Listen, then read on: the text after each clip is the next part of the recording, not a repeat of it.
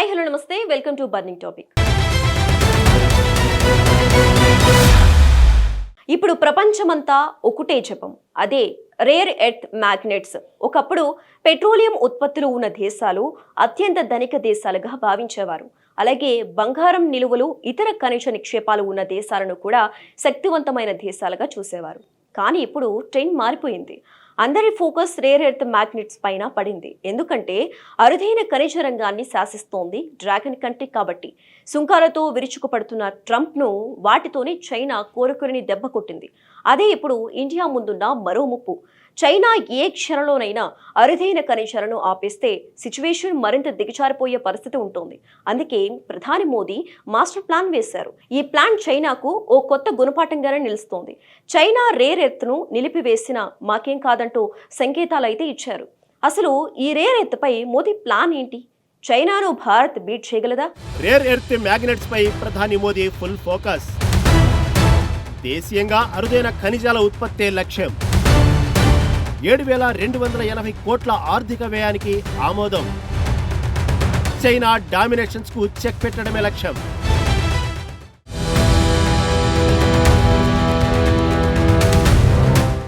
నిన్నటి వరకు ఏ దేశమైనా ఏం చేయాలన్నా, ఏం ప్లాన్ వేయాలన్నా చమురే కీలకం. ఇప్పటి వరకు అంతర్జాతీయ ఆర్థిక వ్యవస్థకు చమురే జీవనాడి. కానీ ఇప్పుడు ప్రపంచ ముఖ చిత్రం మారిపోతుంది. చమురు కంటే అరుదైన ఖనిజాలకే ప్రాధాన్యం పెరుగుతుంది. ఇవి లేకపోతే దేశ భద్రతకు ప్రమాదం. ఇవి లేకపోతే ఆయుధాల తయారీ ఆగిపోతుంది. రేర్ ఎర్త్ లేకుంటే కొత్త టెక్నాలజీ లేదు. ఇది అది అని కాదు, సర్వం ప్రపంచం అరుదైన ఖనిజాలతోనే నడుస్తుంది. అందుకే అమెరికా, భారత్ అరుదైన ఖనిజాలపై కన్నేశాయి. వాటి కొనుగోలు ఉత్పత్తికి కోట్ల డాలర్లను వెచ్చిస్తున్నాయి.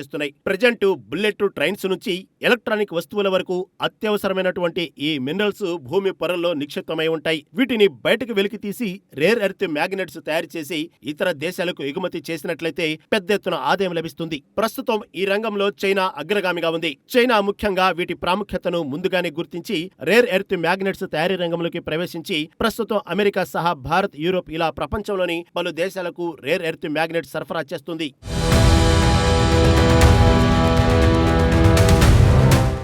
ఇటీవల అమెరికా, చైనా మధ్య మొదలైన వాణిజ్య యుద్ధం వల్ల చైనా ఒక్కసారిగా రేర్ ఎర్త్ మ్యాగ్నెట్ సరఫరాను నిలిపివేసింది. దీంతో అమెరికా ఒక మెట్టు దిగి చైనాపై వాణిజ్య ఒప్పందం చేసుకోవాల్సి వచ్చింది. అలాగే భారత్ కూడా ఈ రేర్ ఎర్త్ మ్యాగ్నెట్స్ కోసం చైనాపైనే డిపెండ్ అయ్యింది. చైనా ప్రపంచంలో 90% రేర్ ఎర్త్ మ్యాగ్నెట్లను తయారు చేస్తోంది. ఈ సమస్య నుంచి గట్టెక్కాలంటే భారత్ కూడా స్వయం సమృద్ధిగా వీటిని తయారు చేసుకున్నట్లయితే చైనా పైన ఆధారపడటం తగ్గుతుందని కేంద్ర ప్రభుత్వం భావిస్తోంది.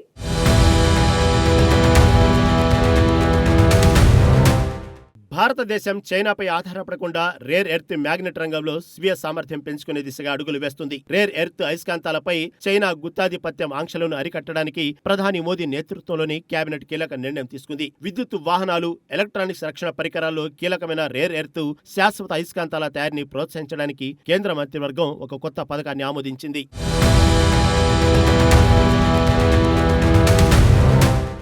భారతదేశం ఏడాదికి 6,000 మెట్రిక్ టన్నుల రేర్ ఎర్త్ పర్మనెంట్స్ మ్యాగ్నెట్స్ తయారీ సామర్థ్యాన్ని ఏర్పాటు చేయడానికి ప్రభుత్వం 7,280 కోట్ల ఆర్థిక వ్యయాన్ని ఆమోదించింది. అరుదైన ఎర్త్ ఆక్సైడ్లను లోహాలుగా మార్చడం, లోహాలను మిశ్రమ లోహాలుగా మార్చడం, వీటిని అయస్కాంతాలుగా ఉత్పత్తి చేయడం వంటి ప్రక్రియలు ఈ పథకంలో భాగంగా ఉంటాయి. ఈ పథకాన్ని 7 ఏళ్ల కాలానికి ఆమోదించారు. ప్రస్తుతం భారత్ దాదాపుగా శాశ్వత అయస్కాంతాలను దిగుమతి చేసుకుంటుంది. 2030 నాటికి వీటి డిమాండ్స్ రెట్టింపు అయ్యే ఛాన్స్ ఉంటుందని అంచనా వేస్తున్నారు. దీంతో చైనాపై ఆధారపడకుండా దేశ ఉత్పత్తిని పెంచేందుకు కేంద్రం చర్యలు తీసుకుంటుంది. మొత్తం బడ్జెట్ లో 5 సంవత్సరాలలో అమ్మకాల సంబంధిత ప్రోత్సాహకాలుగా 6,450 కోట్లు ఇవ్వబడతాయి. ఇక ఫెసిలిటీల ఏర్పాటుకు 750 కోట్ల మూలధనాన్ని సబ్సిడీగా అందించనున్నారు.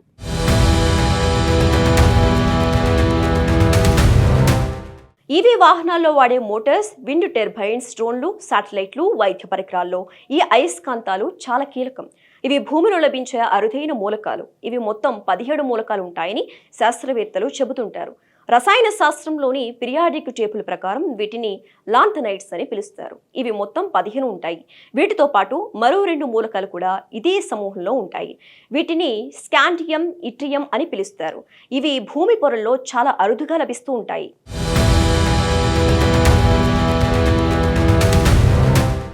వీటిని వెలికితీసి శుద్ధి చేసి ఉపయోగించడం అనేది చాలా కష్టమైన పని. సాధారణంగా బొగ్గు, ఇనుము, క్రూడ్ ఆయిల్ వంటివి ఒకే ప్రాంతంలో పెద్ద ఎత్తున లభిస్తాయి. కానీ రేర్ ఎర్త్ మినరల్స్ మాత్రం చాలా తక్కువ మొత్తంలో లభిస్తాయి. వీటిని వెలికితీసి శుద్ధి చేసి ఉపయోగించడం అనేది చాలా ఖర్చుతో కూడుకున్న పని. వీటిలో కొన్ని ప్రత్యేకమైన లక్షణాలుంటాయి. ముఖ్యంగా ఇందులో ఒక స్ట్రాంగ్ అయస్కాంత తత్వం ఉంటుంది. అలాగే ఇవి అధిక ఉష్ణోగ్రతలను తట్టుకోగలవు. అలాగే విద్యుత్ సమర్థవంతంగా ప్రసరించడానికి ఉపయోగపడతాయి.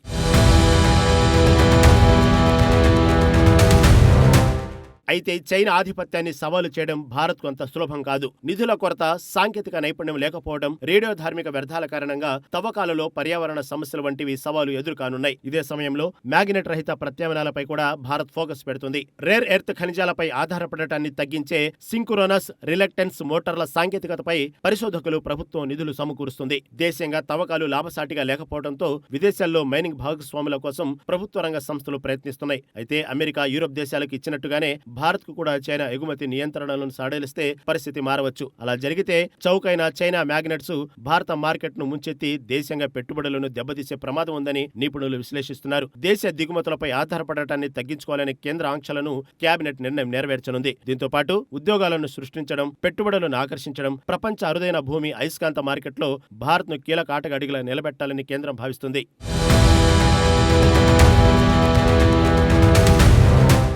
మొత్తంగా అరుదైన ఖనిజాలను దేశీయంగా ఉత్పత్తి చేయడాన్ని పెద్ద ఎత్తున మోడీ సర్కార్ ప్రోత్సహిస్తోంది. దీని లక్ష్యం చాలా సింపుల్.